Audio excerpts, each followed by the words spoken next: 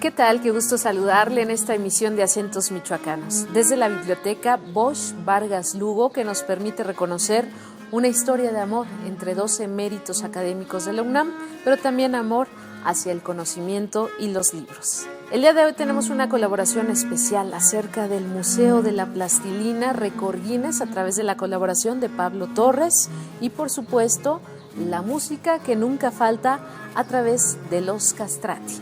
Una fecha importante para el Quijote.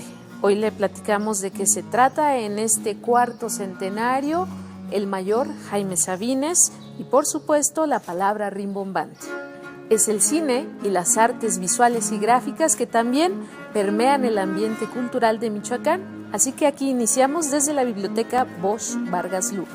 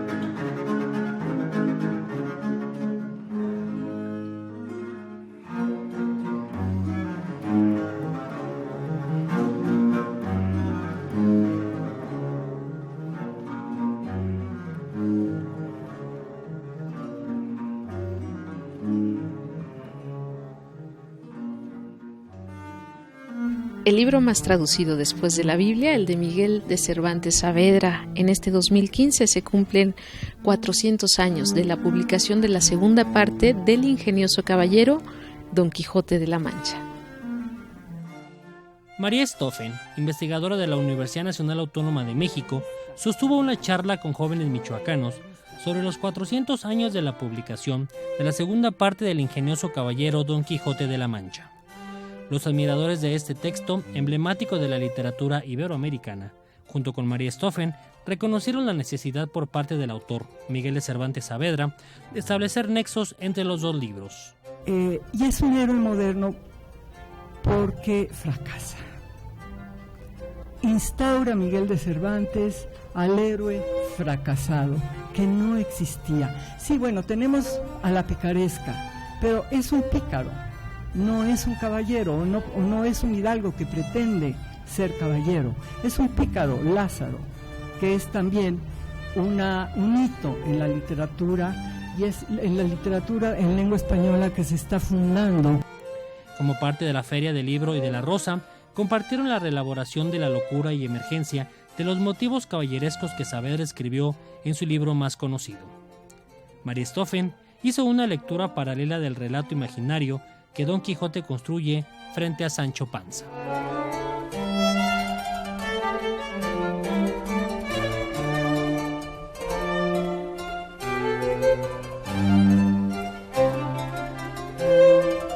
La historia del arte, reunida en casi 13,000 ejemplares en esta biblioteca Bosch Vargas Lugo, un centro de conocimiento y también que nos invita a entender al libro como extensión del cuerpo y de sus autores. Dafne Gutiérrez nos tiene esta nota.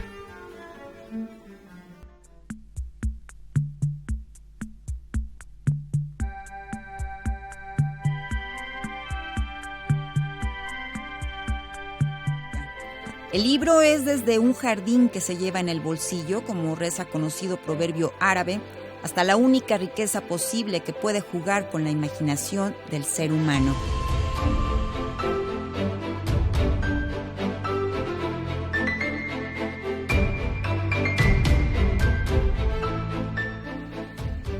El Día Mundial del Libro se convirtió oficialmente en una fiesta para todos en 1995, cuando la UNESCO declaró este día como fecha simbólica para la literatura mundial. Coincidencia o no, también se conmemora el aniversario luctuoso y de natalicio de algunos de los escritores más importantes, William Shakespeare, Miguel de Cervantes Saavedra y Garcilaso de la Vega. Leer es un privilegio de la humanidad, es pensar, sentir, atravesar tiempo y espacio. Y es que los libros expresan todo un mundo de imágenes, representan con palabras realidades, emociones, pensamientos. Sobre los libros se escriben y se dan opiniones, pero es mejor convertirse en lector. El día de hoy tome un libro y haga lo suyo de principio a fin. Como estos bellísimos libros de pintura y vida cotidiana, también se puede mirar a través de la litografía el paisaje, la arquitectura y la vida cotidiana de Morelia. Le invito a revisar esta exposición. Recientemente, el Archivo Histórico Municipal y Museo de la Ciudad inauguró la exposición Paisajes litográficos de la antigua ciudad de Morelia. Se trata de una pequeña pero rica evidencia de lo que resguarda este importante acervo. Son unos grabados que están exponiendo una mirada sobre la ciudad de Morelia desde su parte arquitectónica como también de la vida cotidiana de finales del siglo XIX a principios del XX. Y es que más allá de ofrecer a los visitantes la posibilidad de reconocer a su ciudad en otra época, la exposición cuenta con una visión litográfica de la antigua ciudad de Morelia entre el periodo de 1867 a 1940. Esta muestra invita a un recorrido visual por las calles del centro histórico, recordando la antigua estación del ferrocarril y el edificio de Santa Lucía. Estamos mostrando por el momento solo 10 litografías que básicamente tienen que ver con el centro histórico de la ciudad. Con este evento, el Archivo Histórico Municipal y Museo de la Ciudad se adelanta al próximo aniversario de la fundación de esta ciudad capital.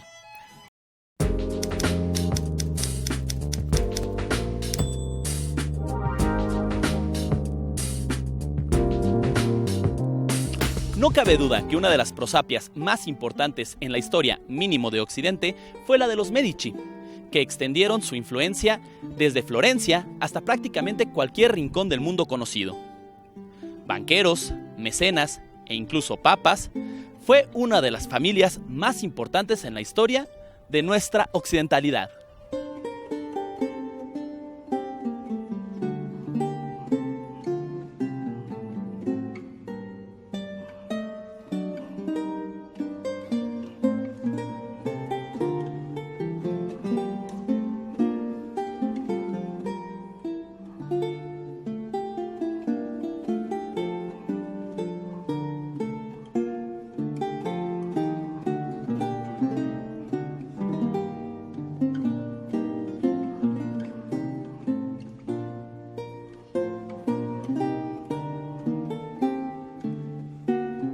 Prosapia, según el diccionario de la Real Academia de la Lengua Española, hace referencia a la generación, el linaje o la descendencia de una persona.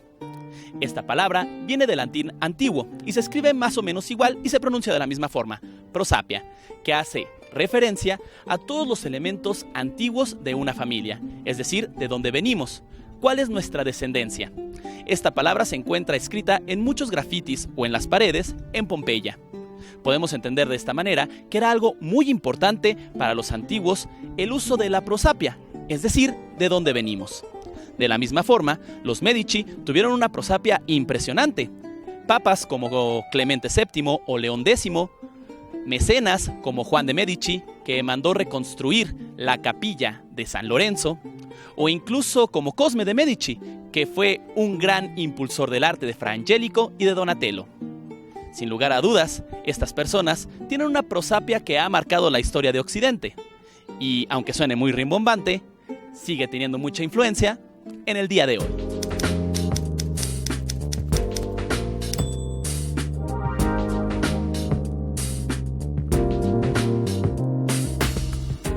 Agradecemos la palabra rimbombante de César Iván López Rochlin. Le invito a que hagamos una pausa, seguir escudriñando en la rica fuente de consulta que hay en esta biblioteca Bosch Vargas Lugo, desde su estadía en el exconvento Magdalena en Cuitzeo hasta su llegada a Centro Cultural Clavijero, acrecentando sus acervos y siendo un punto de referencia fundamental para los amantes de la historia del arte, el pensamiento y las humanidades.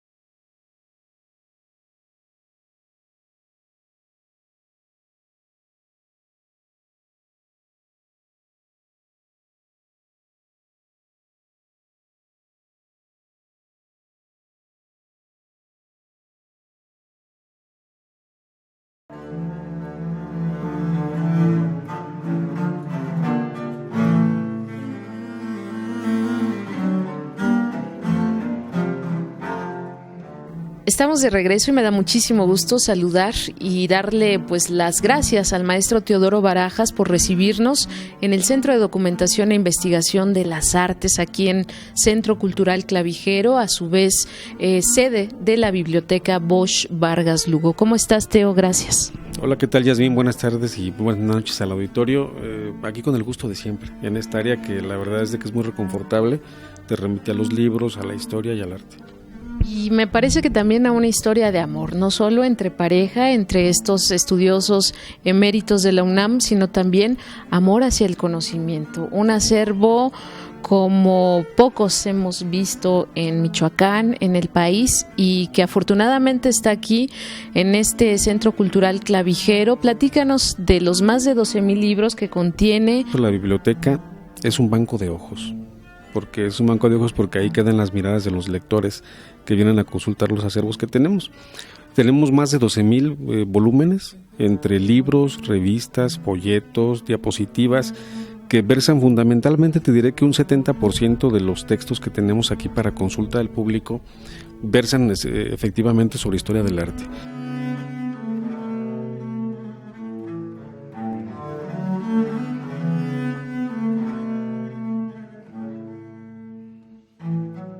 Somos un país en donde se lee muy poco, aunque tenemos grandes autores, y la biblioteca pues es una llamada para que sigamos caminando, transitando por ese laberinto de letras. Al principio tenemos un equipo reducido en número, pero muy efectivo, con Mónica Vázquez, con Alejandra, porque pues Mónica ya fue inclusive titular del Archivo Histórico de la Ciudad de Morelia. Se ha trabajado en los catálogos, en los índices, en la clasificación por temas, de tal manera que se ha hecho un trabajo bastante profesional. Creo que está la gente que debe estar ahí, gente que conoce de esta materia, y eso nos facilita mucho para que tengamos una distribución adecuada de los espacios de la biblioteca por órdenes temáticas.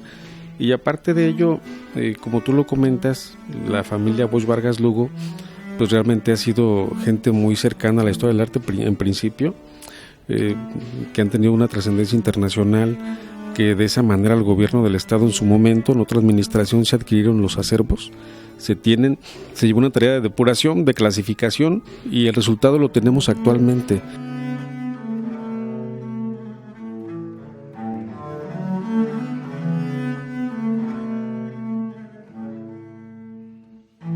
Tenemos incluso aquí, para aprovechar este espacio, hace algún tiempo que los miércoles se tienen charlas de biblioteca, se llama este programa, donde vienen exponentes del arte, del periodismo, de las letras, y que comparten también su conocimiento. Entonces se le está dando más proyección a esta biblioteca, porque de nada serviría que tuviésemos acervos importantes y destacados si es un espacio prácticamente muerto, ¿no?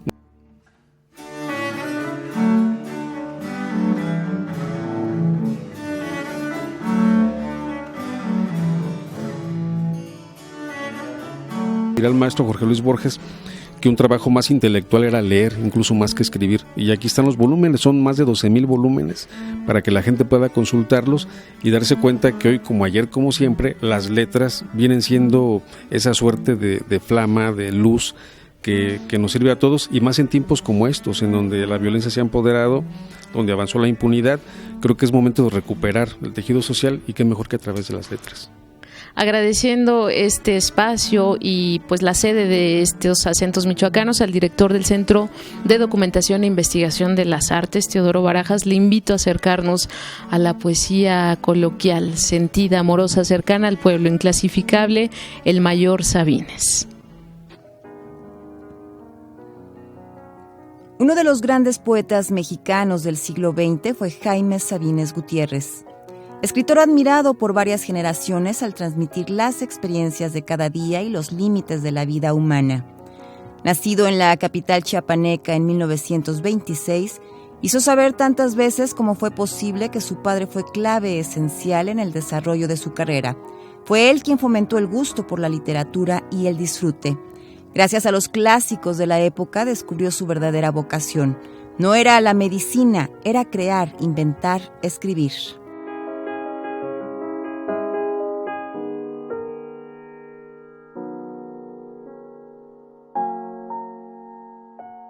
Las razones para escribir con este sentimiento eran evidentes.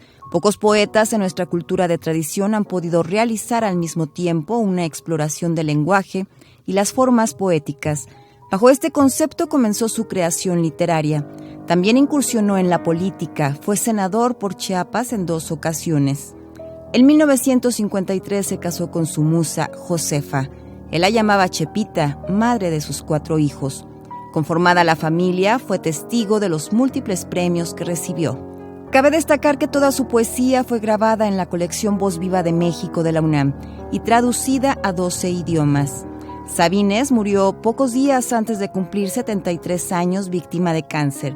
Sin embargo, publicó sus últimos poemas. Hoy las nuevas generaciones lo descubren y lo vuelven parte de sus vidas.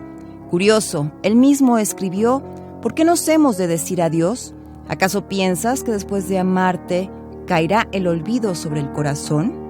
No, Sabines no se olvida y sus escritos pertenecen a un grupo reducido que transforma la literatura en realidad.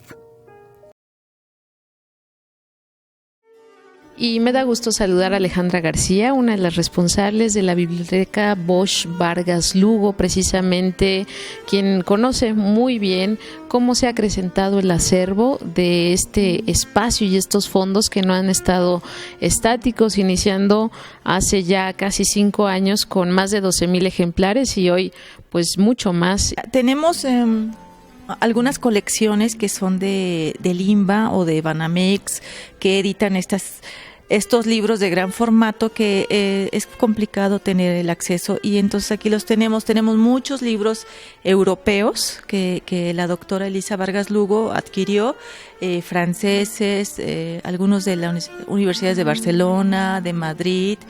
Entonces tenemos mucho material que se está acrecentando, como comentas, porque hemos tenido donaciones de algunas instituciones, como han sido del CREFAL, como de la misma Secretaría de Cultura, que nos está actualizando continuamente, algunos institutos de investigaciones históricas que nos están dando continuamente libros, y bueno, que van encaminados a historia del arte o historia regional, simplemente para ampliar nuestro acervo. Y bueno, como comentas, el acervo de dramaturgia que tenemos en comodato del maestro Fernando Rojas y de Silvia Macías, pues aquí han venido muchas personas, afortunadamente, de la Universidad Michoacana de San Nicolás de Hidalgo, de la carrera de teatro, a investigar, están consultando continuamente. Ya está todo absolutamente inventariado. Ahorita no tenemos todavía acceso a internet, pero estamos pensando que el próximo año podamos tener ya el acceso a internet para que las personas consulten en la página. Pero bueno, también aquí pueden venir, está impreso, está digital y está por temas, por autores, por títulos. Entonces hay muchas facilidades y bueno, pues es una biblioteca con estantería cerrada, hay que pedir el libro como de manera tradicional. Entonces es como todo el procedimiento que se tiene que realizar, y aquí estamos, bueno, pues para atenderlos excepto los lunes. La mayoría de los volúmenes pues ya es prácticamente siglo XX, ¿no? Pero hay un ejemplar, es un diccionario francés, español, inglés, que es del siglo XVIII. Ese yo creo que es de los libros más antiguos que nosotros manejamos ahorita en la biblioteca. Sí hay de principios de siglo, 1952, 1963...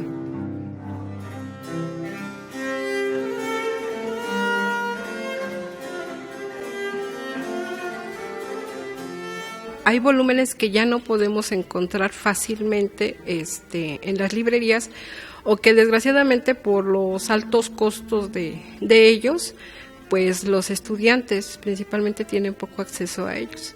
Y en ese sentido creo que la doctora Elisa y el doctor Carlos hicieron una buena colección y la entregaron aquí a la biblioteca.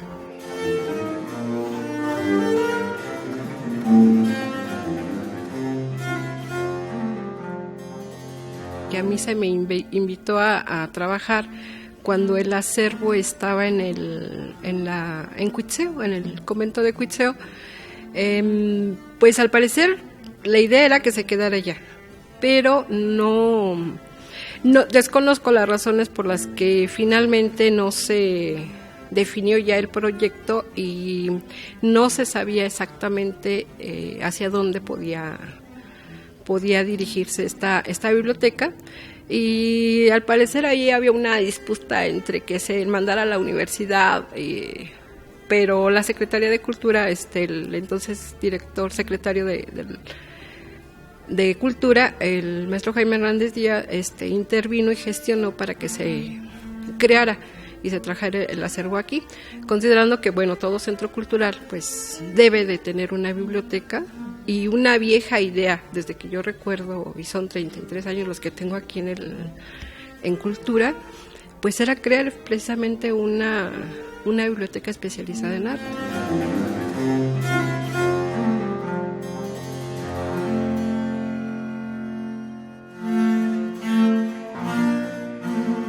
Ya en esta administración pues dieron su otro aporte, que fue pues poder crear la sala de consulta, que también quedó bastante acondicionada y muy agradable. Después de darle la vuelta al día en 80 mundos, como acotaría Julio Cortázar, y de ser un espacio de encuentro con los libros, pero también con buenas relaciones amorosas, le invito a que hagamos una pausa. Enseguida nuestra sección de cine, también el máximo galardón en nuestro país, el Ariel, la información de Dafne Gutiérrez y mucho más.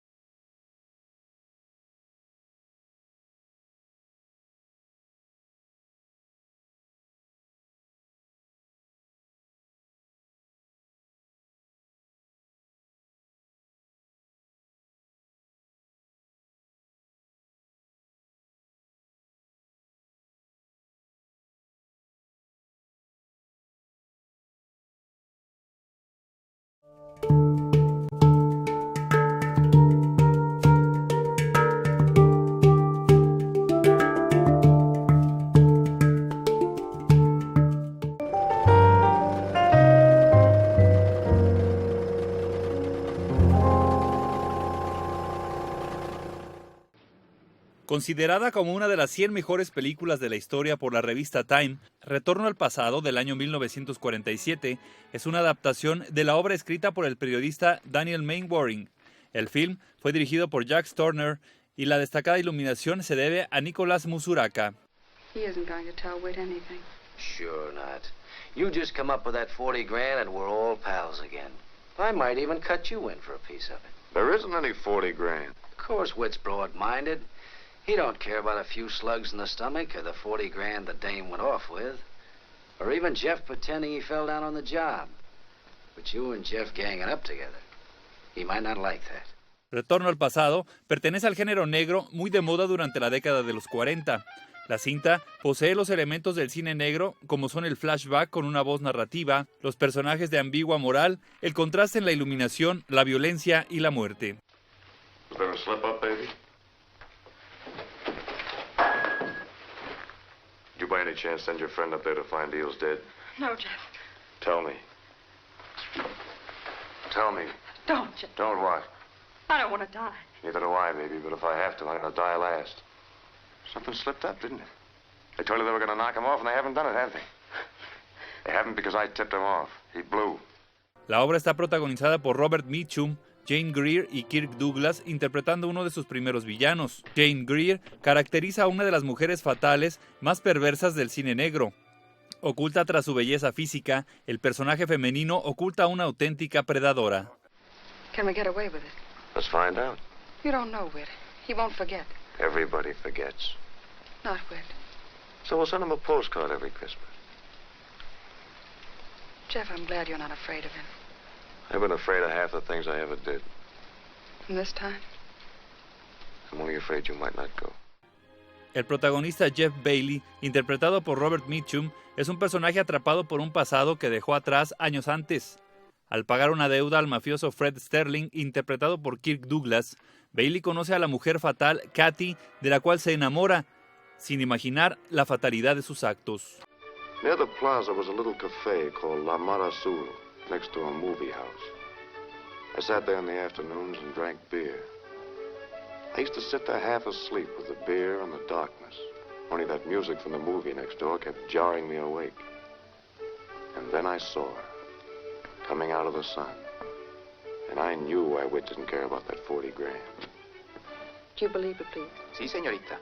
Para el realizador francés Jacques Tourneur, permanecer visualmente muy cerca de los actores y no utilizar trucos para crear una atmósfera extraña era la manera ideal de trabajar. Para Tourneur, la creación de atmósferas extrañas u oníricas por medio de la iluminación fue su sello personal, así como el sonido como elemento dramático. I went to Pablo's that night. I knew I'd go every night until she showed up. And I knew she knew it. I sat there and drank bourbon and I shut my eyes, but I didn't think of a joint on 56th Street. I knew where I was and what I was doing. I just thought what a sucker I was. I even knew she wouldn't come the first night. But I sat there, grinding it out.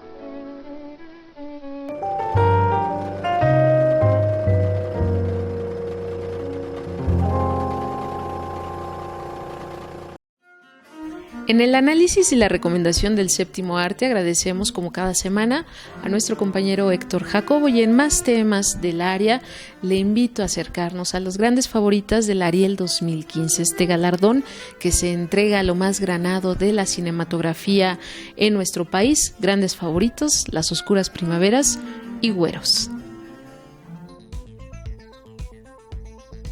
La Academia Mexicana de Artes y Ciencias Cinematográficas ya dio a conocer que son más de 40 producciones las que competirán en las diferentes categorías de la edición número 57 de los Premios Ariel 2015, uno de los máximos reconocimientos del cine nacional.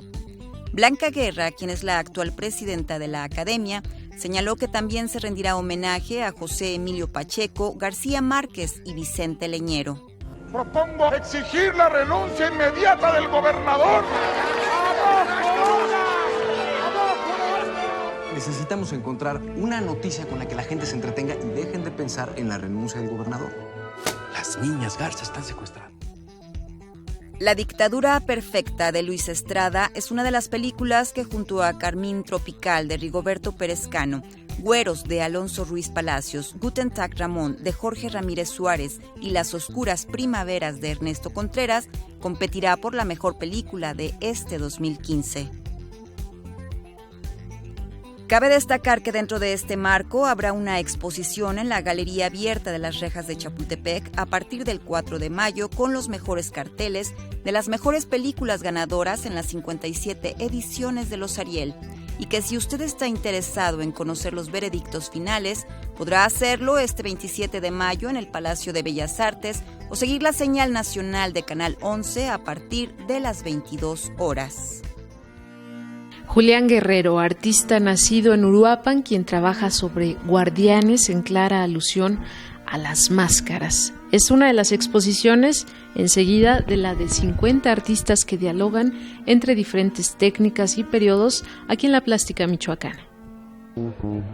Resultado de más de 3 años de trabajo en la rama de las artes visuales se ve reflejado en la más reciente exposición del artista visual originario de Uruapan, Julián Guerrero. Es el resultado de 3 años de trabajo y el concepto es recrear personajes un tanto fantásticos y un tanto reales, como la recreación de personajes por medio de máscaras. Más de 15 silografías a 2 placas conforman la exposición Guardianes, que se encuentra en la Escuela Popular de Bellas Artes. La gráfica michoacana está tomando terreno en los últimos años, señaló el artista. La gráfica está teniendo un gran impulso y un gran impacto. La gente está aprendiendo a ver gráfica, está aprendiendo a reconocer la gráfica. Julián Guerrero es egresado de Bellas Artes y labora en el taller de gráfica del ex convento jesuita, lo cual le ha llevado a relacionarse con distintas figuras del reconocido ramo. Más de 50 pintores y escultores michoacanos se encuentran expuestos en el Poliforum Digital de la capital michoacana.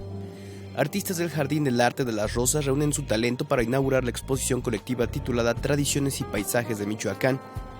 Nicolás de la Torre y Eugenio Altamirano, entre otros, son algunos de los artistas michoacanos que a lo largo de más de 20 años han dado muestra del talento a través de diferentes técnicas como la acuarela, el acrílico y el óleo.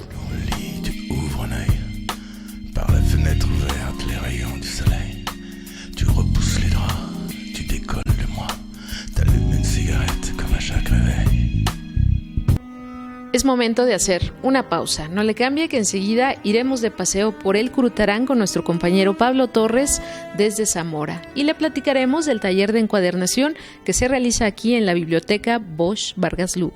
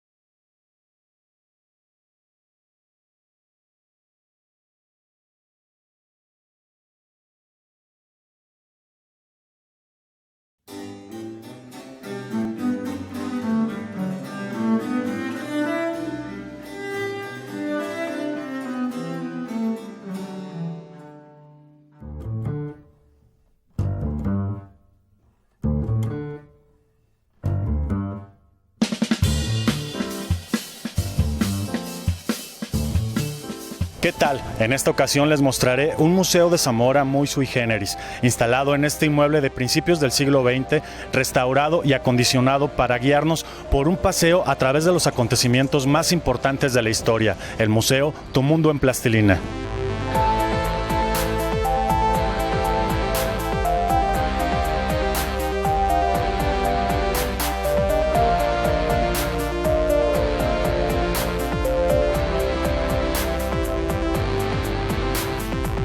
Tenemos la primera etapa y comprende de los dinosaurios, algo de prehistoria e historia, y terminamos en el año 4 con el nacimiento de Jesús, es en nuestra era, y tenemos pensado reabrir la segunda etapa con el medievo y las culturas de Mesoamérica.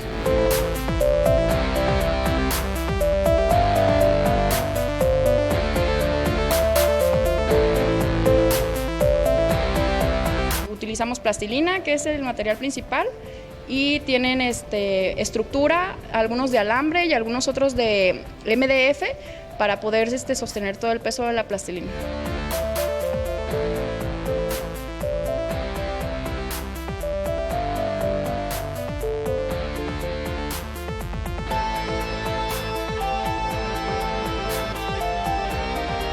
Somos el único museo en el mundo porque estamos en la red. Si tú pones Museo de Plastilina, no aparece otro más que nosotros. Tenemos conocimiento de que en Japón y Estados Unidos y en Alemania, sobre todo porque ahí nace la plastilina, hay concursos, pero es escala libre y tema libre, y casi siempre es caricatura. Y nuestro museo es escala 1 a 10, lo más apegado a lo real, y es una línea del tiempo, y eso nos hace muy particulares.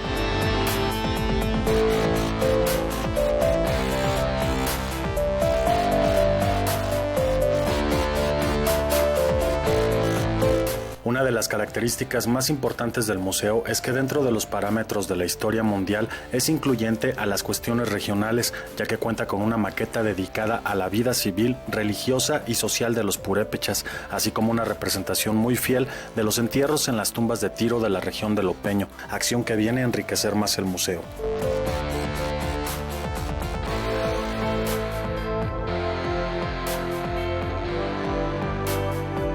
El Museo de Plastilina cuenta con visitas guiadas y programadas para ofrecer una mejor atención al público. Para las escuelas que nos vayan a visitar de cualquier otra parte de Michoacán, de cualquier otra ciudad, no va a tener costo alguno mientras sean municipales. Hay que calendarizar si quieren visitar las escuelas en la Regiduría de Educación en el municipio, y las particulares directamente aquí en el museo también se les va a calendarizar para su visita.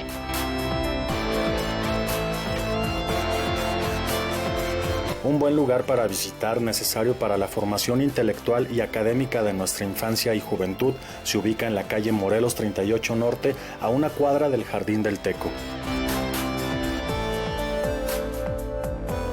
Que vengan a visitarnos y que nos sigan en Facebook. Tenemos nuestra página de Facebook, es Tu Mundo en Plastilina. Reportó para Acentos Michoacanos, Pablo Torres.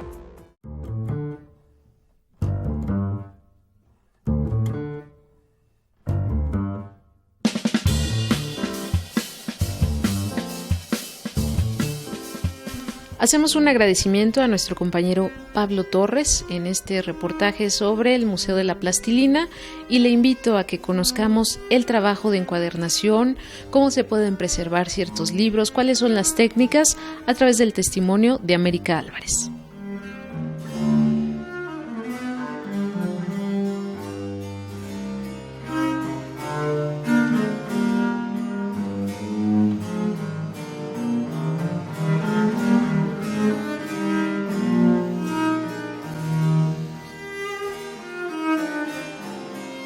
Es un taller de encuadernación, como lo comentábamos, de capacitación o actualización para las personas que trabajan aquí en la biblioteca o en distintas bibliotecas que fueron invitados, y es un curso de encuadernación básica. Estamos viendo 3 diferentes tipos de encuadernación, que es la concertina, la encuadernación japonesa y de tapa dura.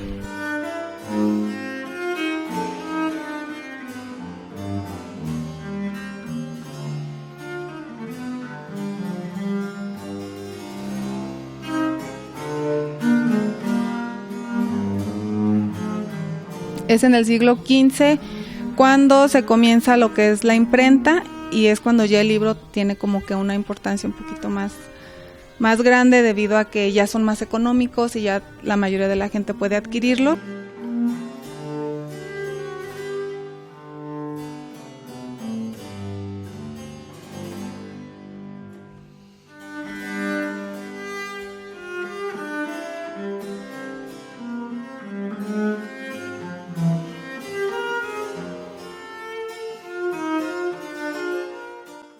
Michoacán, cuna de importantes personajes como Morelos, pero también en el Colegio Primitivo de San Nicolás, Miguel Hidalgo y Costilla, el corazón de Melchor Ocampo, un referente obligado para quienes vivimos y quienes visitan la capital michoacana. El Primitivo Colegio de San Nicolás Obispo fue fundado en la ciudad de Pátzcuaro en 1540 por el obispo Vasco de Quiroga como centro educativo exclusivo para varones. A lo largo del virreinato, fue uno de los centros de estudios más importantes de la Nueva España. Sin embargo, en 1580 fue trasladado a Valladolid y Morelia. El edificio actual presenta un estilo ecléctico debido a una remodelación del siglo XIX. En el patio principal se ubica la estatua de quien fuera su alumno, catedrático y rector a lo largo de 27 años, don Miguel Hidalgo y Costilla. Bueno, pues yo sí me siento orgulloso porque pues es una institución pues para mi gusto muy buena. Los maestros que he tenido, la verdad, pues sí me han enseñado y me han conducido hasta donde estoy ahorita. Entonces, saber que es una escuela muy importante y que tiene un gran nivel académico, pues estar sobresaliendo aquí pues es algo muy importante para mí porque tiene cultura, tiene espacios muy amplios, o sea, tiene muy buen nivel académico la escuela. En la sala Melchor Ocampo se conserva el corazón y algunos objetos que le pertenecieron al naturalista, político e ideólogo de la época de la Reforma, el michoacano Melchor Ocampo, quien también fue alumno de esta institución. Aquí se preserva el corazón de Melchor Ocampo, es parte de aquí es parte de la prepa. Pero Melchor Ocampo decía literalmente que su corazón pertenecía aquí al colegio.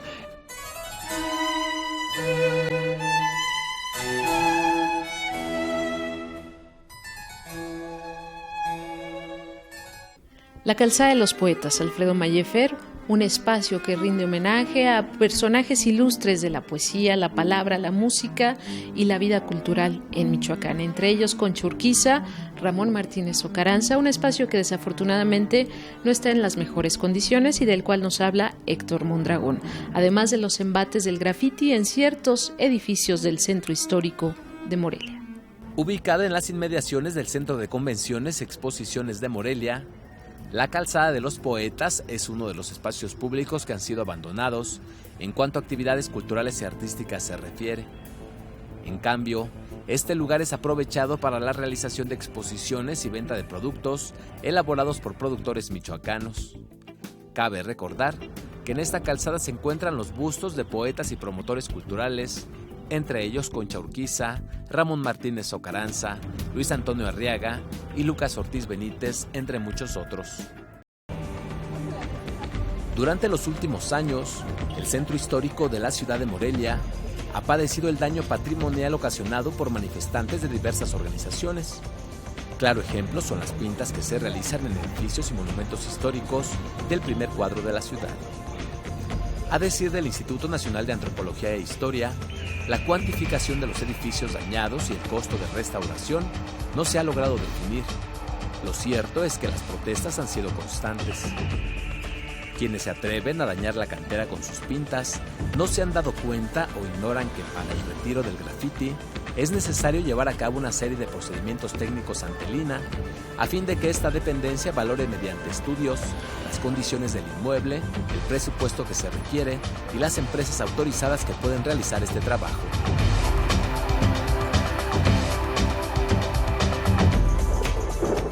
Estamos a punto de finalizar nuestros acentos michoacanos, pero aún tenemos más notas relacionadas con la música, el jazz, la composición original y los contratenores a partir de Los Castrati y un proyecto muy interesante de la Escuela Popular de Bellas Artes. No le cambie.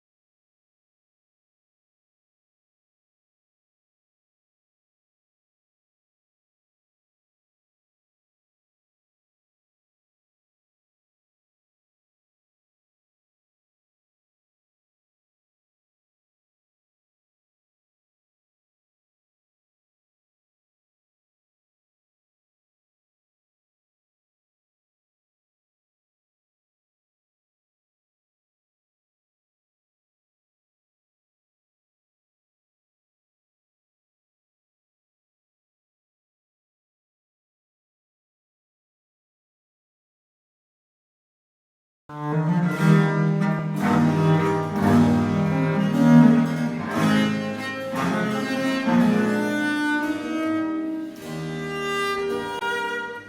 través del Centro Mexicano para la Música y las Artes Sonoras, el CEMA, se han emprendido proyectos de colaboración, no solo entre disciplinas, sino también entre naciones, como este que ofrece una residencia entre artistas sonoros y visuales en Alemania y México. Desde el pasado jueves 26 de marzo, el Museo de Arte Contemporáneo Alfredo Salce alberga Entre Límites, un proyecto del Goethe-Institut México y Single Project Berlín, en cooperación con el Centro Mexicano para la Música y las Artes Sonoras y el propio Macás. Esta exposición, instalada en la planta alta, forma parte de un proyecto de residencias y exposiciones para artistas sonoros de Alemania y México. Con esta finalidad, viajan cada año artistas sonoros alemanes a México y artistas mexicanos a Alemania para realizar una residencia enfocada a desarrollar un proyecto concreto. Se trata de una pieza de arte sonoro que a su vez culminará en la exhibición de una instalación sonora. Entre Límites es parte del Año Cultural Alemania-México 2016-2017 y del hermanamiento entre la Ciudad de México y Berlín. Proyectos como Yaltif, como Red House, abonan a la escena musical independiente aquí en Morelia y también la música tradicional que convive con estas manifestaciones.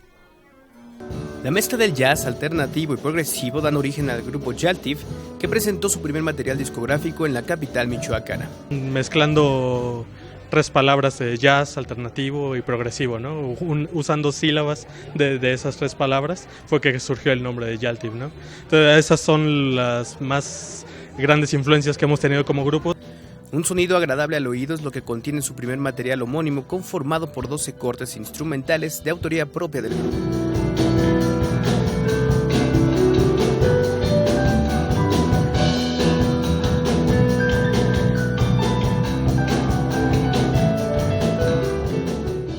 Yaltif está conformado por Ignacio Queirolo en el bajo, los hermanos César y Giovanni Maldonado en el piano y la batería respectivamente, quienes desde hace 2 años han trabajado juntos haciendo de la música su mayor pasión y medio de expresión.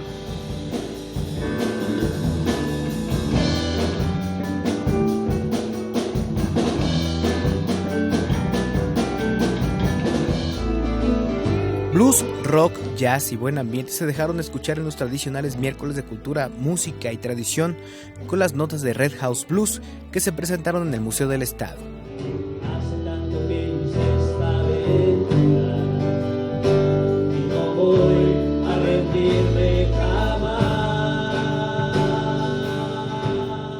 Los integrantes de la banda mostraron un adelanto de lo que vendrá en su próxima producción discográfica. El concierto que hicimos ahorita fue como un pre a la presentación del primer disco que vamos a sacar al público. Estamos pensando hacerlo en mayo de este año. Entonces la intención de este concierto fundamentalmente fue como empezar a hacer ruidito, ¿no? Y empezar así a presentar algunas de las canciones que van a venir en el disco. Red House Blues se presentó en el patio de la Magnolia del Museo del Estado.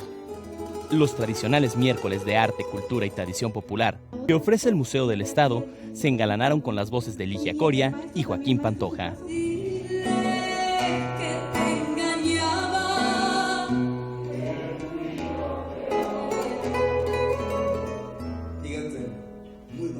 Decenas de morelianos pudieron corear junto con el dueto diversos temas del repertorio popular mexicano en el patio de la Magnolia del recinto cultural.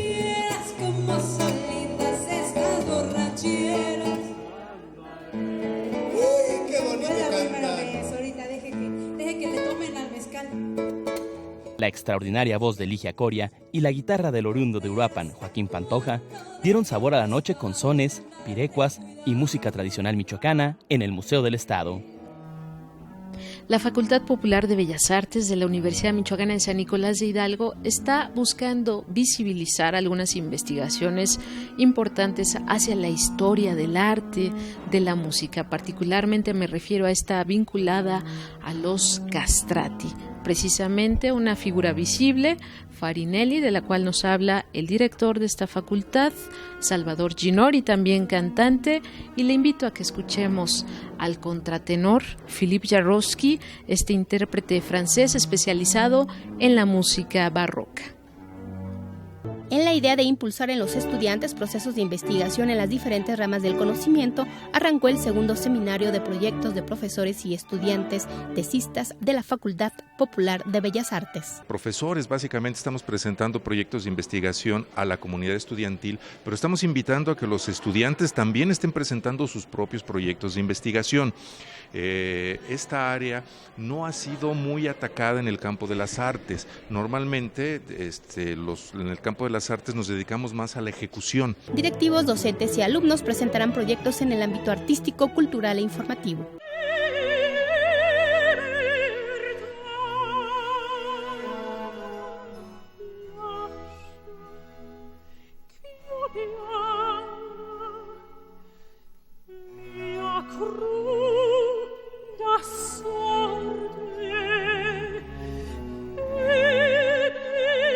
Haré una presentación sobre métodos de canto del siglo XVIII, de los cantantes castrados, material que no ha sido ni siquiera traducido al español y que pues normalmente se está citando en todas partes, y cuando uno hace investigación en estos campos uno se da cuenta de que luego dicen puras mentiras porque no tienen los originales.